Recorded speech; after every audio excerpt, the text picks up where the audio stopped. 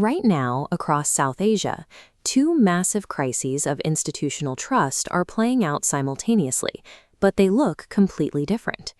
In New Delhi, citizens are staging massive sit-ins and hunger strikes at the Jantar Mantar Observatory. They are starving themselves in the streets and proudly calling themselves cockroaches to protest the highest courts. A few hundred miles away in Islamabad, the government is quietly stripping the Supreme Court of its remaining authority.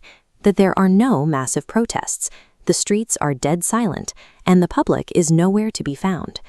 These are the highest courts in their respective nations, institutions built specifically to shield the common man from the state. Yet one is openly mocking the public, and the other is being politically castrated while citizens watch and do nothing. Trusting a court to act as a neutral shield has become a dangerous gamble. In both capitals, the justice system has ceased to be a check on power, leaving the public as the only remaining line of defense. The spark for the uprising in India began with a seemingly ordinary case at the Supreme Court. A contempt plea was filed regarding lawyers practicing under fake degrees, but a two-judge bench, led by Chief Justice Suryakant, refused to hear it. While reprimanding the petitioner's lawyer for unprofessional language on social media, the Chief Justice went a step further. He compared unemployed citizens who use social media and public activism to criticize government institutions to parasites and cockroaches. Instead of retreating, the public weaponized the insult. They formed a new movement, proudly calling themselves the Cockroach Janta Party, and immediately occupied Delhi's sole designated protest site to demand government accountability. The movement rapidly escalated when the protesters joined forces with prominent activist Sonam Wangchuk. Wangchuk and his supporters endured a grueling 18-day hunger strike, sleeping on thin mattresses in soaring temperatures to demand systemic education reforms. When an elite court drops the illusion of fairness and openly shows contempt for the people it serves, the public realizes a harsh truth. Nobody is coming to save them, so they have to become their own saviors. Over in Pakistan, the crisis is entirely legislative. In less than a week, the government rammed through the highly contentious 27th Constitutional Amendment. This legislation neuters the Supreme Court by creating a puppet federal constitutional court directly above it to intercept constitutional matters. It also grants the Army chief sweeping command authority over the Air Force and Navy, legally cementing military control.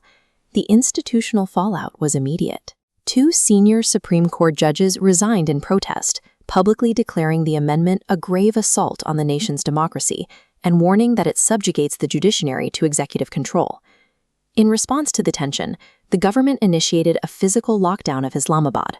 Only small, localized pockets of lawyers and right-wing groups attempted to breach the high-security red zone to demand the Chief Justice's resignation.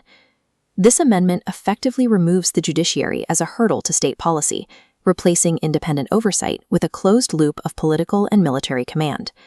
But this raises a glaring historical question. Considering the blatant castration of the courts, why isn't the Pakistani public fighting back like they so famously did in 2007? Nearly 2 decades ago, the lawyers' movement saw citizens stage massive protests.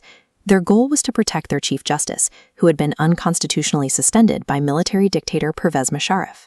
The scale of that resistance was immense.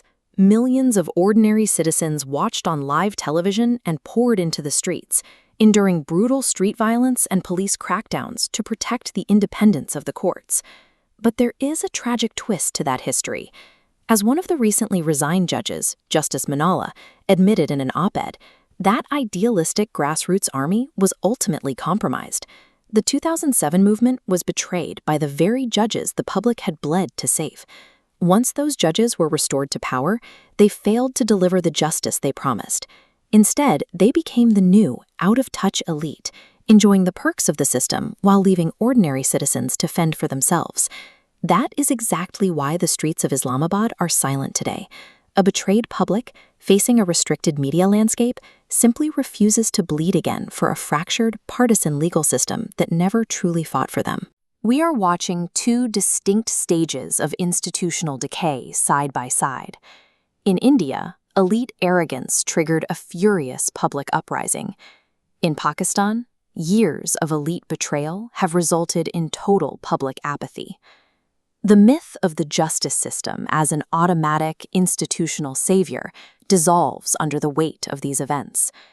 Whether an establishment is passing shadow coups in the dead of night or openly insulting activists from the bench, their strategy relies entirely on the public's complacency and our blind worship of institutions. True accountability never comes from a gavel. Democracy only survives when the ordinary citizens, the so-called cockroaches, organize, dictate their own terms, and refuse to let the elite control the narrative.